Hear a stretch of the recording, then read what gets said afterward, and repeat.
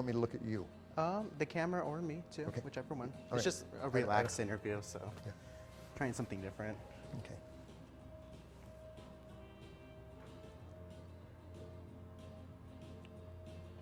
Alrighty, let me get the interviews up. Okay, so I am here with current mayor and current city council position number 5, Dr. David Kernel. Thank you for being here with us. You're welcome. I'm glad to be here. So why are you running again for position number 5?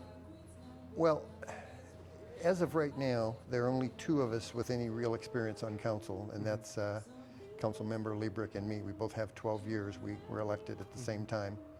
And if we both go off, the people left have 4 years or less experience on council. And so I think it's important with all the issues that are going on in the city right now that there be somebody that have some longevity. And I feel like I want to run one more term, and by then the other people that are on there will have some time on the council and have that experience that they need. And but right now, with all the stressors that we have and all the issues that we have, I think it's important to have somebody that has some history with what's happened in the past. Okay, so what are your main agendas or your main focuses going into the 2021 race for this year?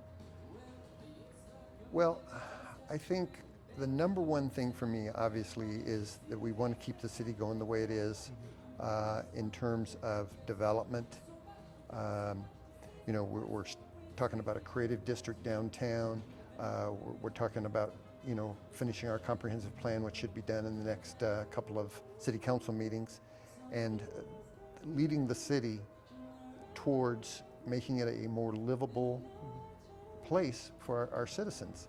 And, you know, obviously we got to take growth into consideration there, but I think the growth has to be tempered with still being able to maintain the services we have for the citizens who are already here. You know, it's easy to talk about growth and urban sprawl and everything, but if we don't have the infrastructure, the personnel, meaning fire and police, to support that, we're doing a disservice to those people who want to come here. So, but our first obligation is to our citizens, the people that are here now. Okay, so I kind of want to piggyback off of that question and start with positive thinking. It's more of a philosophy view, in that if you imagine something, you're gonna make it happen.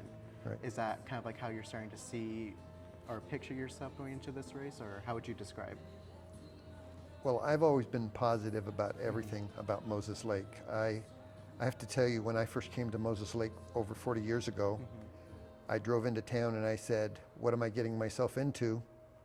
And I said, I'm gonna do a couple of years here and then I'm out of here. And look at it, 40 years later, I'm still here.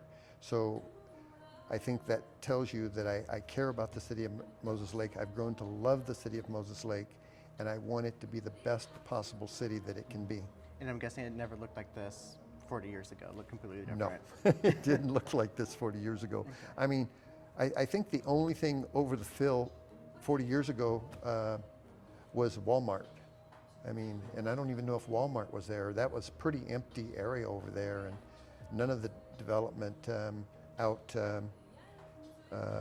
Wheeler Road, none of that was here. All of the stuff on the south end of town where all the restaurants and hotels are, none of that stuff was here.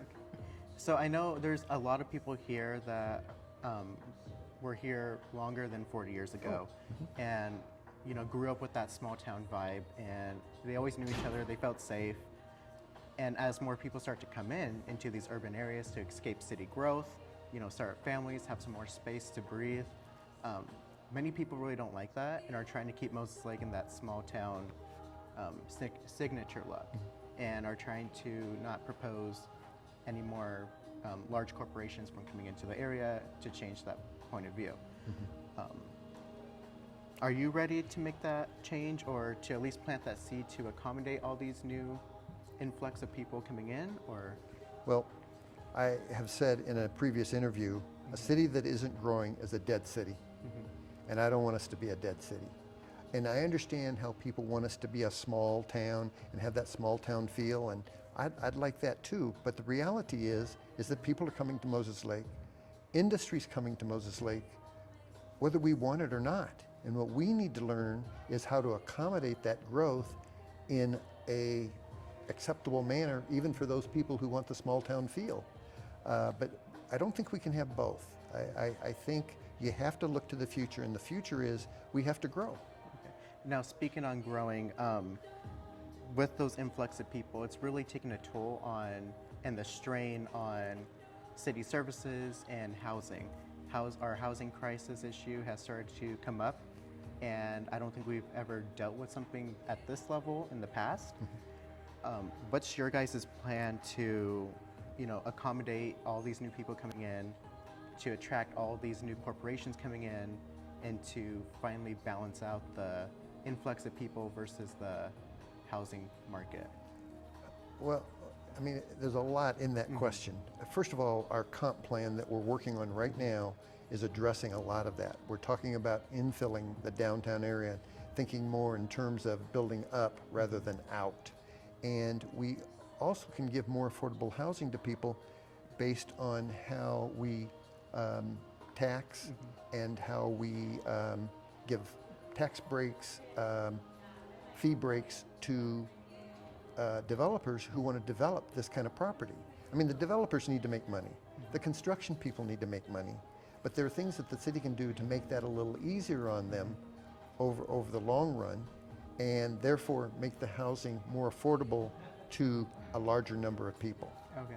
So what all goes into a comprehensive plan to focus on housing and affordable housing?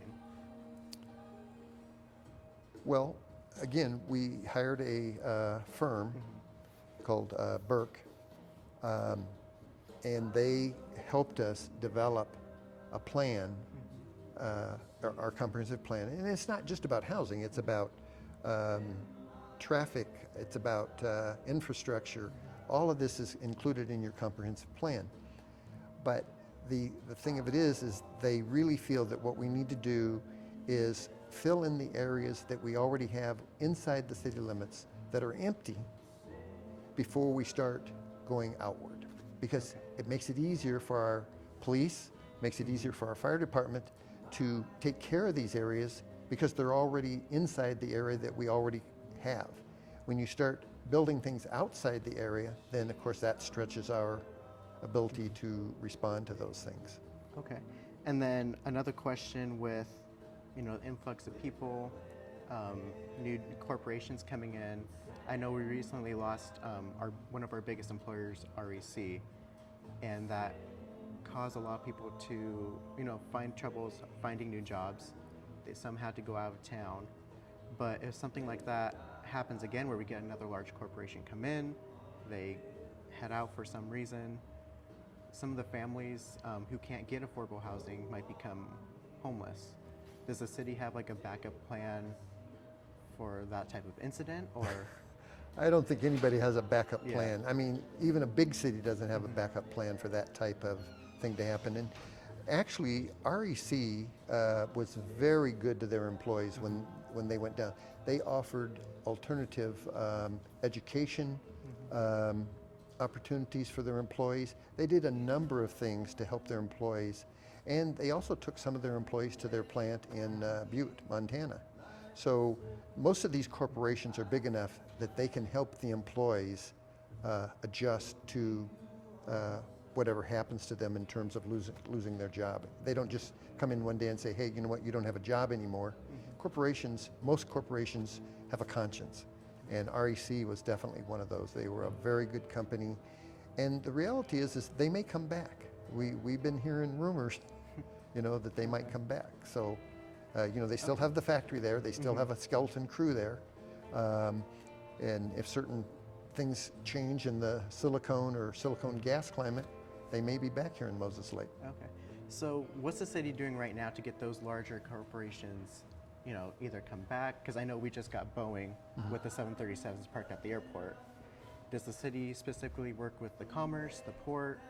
How does it get those large corporations' attention to come here? Okay, so we have the Grant County Economic, or the Grant County Economic Development Council, sorry, and we're a member of that. Okay. And we work with them. We're in constant touch with the port in terms of companies that want to come. And we all work together to get these companies to come because, the port has plenty of space out there, and that's not an issue as far as working together goes. There's not competition by any means. It's a mutual thing. So in other words, what's good for the port, or what's good for the county is good for the city. So we all work together. Okay. And now I kind of want to move into economics. I know Karen Liebrick, when she first introduced herself in a chamber Get to Know You campaign event, she said the Moses Lake economy was in a good stance. It was strong, but the fire chief just said he was having trouble hiring new firemen to accommodate for the population needs. Are we really in a good financial setting for that, or? Well, I think those are two different things. Number one, the city's finances are good. We have a 4A credit rating, all right? So you can't get any higher than that. When we got a loan for our new Larson Recreation Center, we got the lowest possible interest rate that's out there, okay? So that tells you that your credit's good and that we're financially sound. Our business practices, our financial management is very good.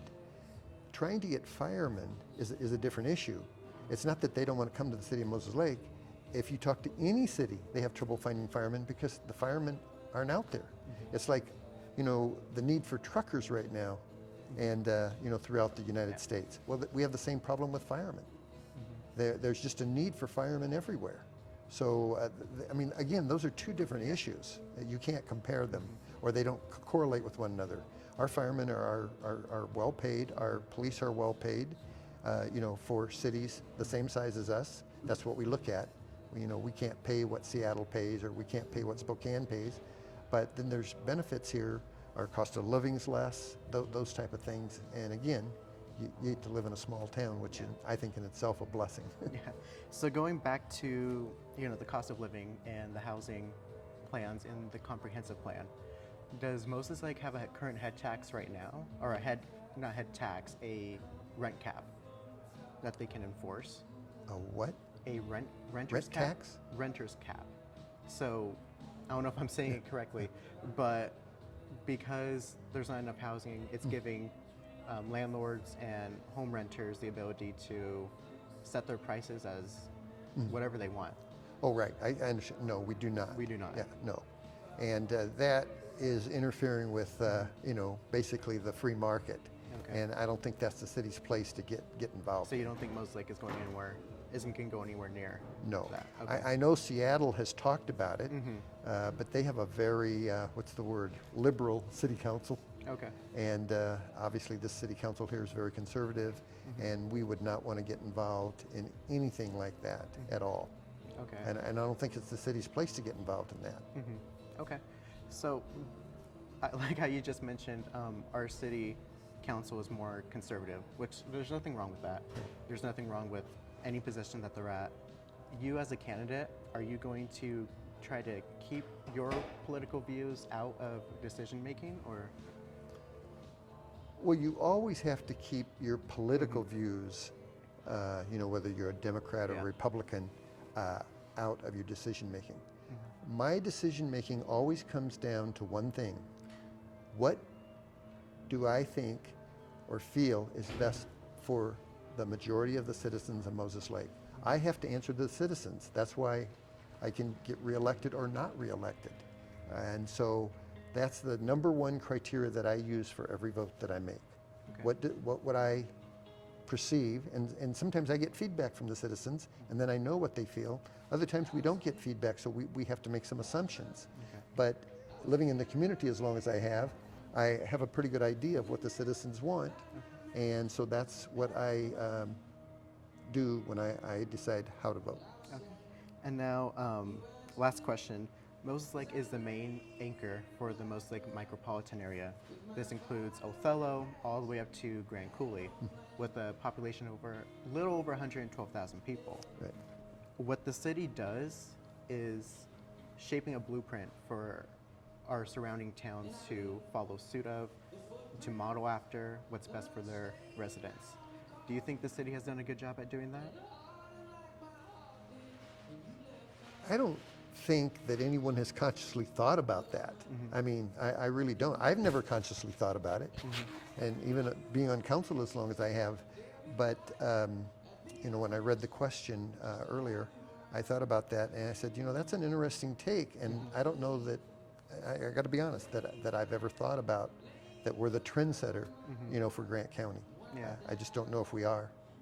Now, do you guys commonly work with the smaller towns like Ephrata, Soap Lake, Othello on main issues starting to come up? We do. We have a Association of Grant County Cities and Town organization that meets every 3 months. Okay.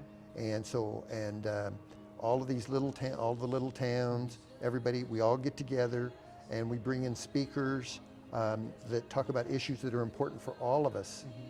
Like last time we talked about the fact that we're having a problem with what we call city court, and we don't have a judge, and all the things that are involved in that, and how we're working with the county, and all these other little towns have the same problem as we do. And so it was an opportunity for all of us from all over. I mean, there were people there from George, there were people there from Cooley City, Ephrata, and Warden. They were all there to talk about this, and we were able to, through you know, the people that were there, to get some consensus about how we want to approach the county in getting it so we can have a court for our individual cities. And now, did you guys? Because I know the Grant County Health District. We're going into COVID now. They were like the main source, the main go-to people for resources or what to do next for the COVID-19 pandemic. And so technically Moses Lake was too, because after Quincy followed, we now have the highest case count.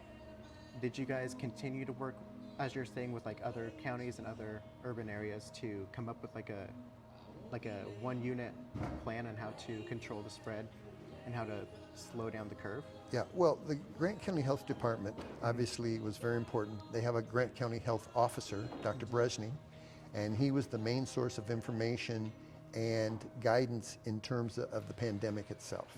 And we followed his direction. He has control of Grant County medically. And of course, obviously the governor has control of the state, but locally, Dr. Bresney controls things, and I'm actually a member of the Grant County Board of Health representing the city of Moses Lake.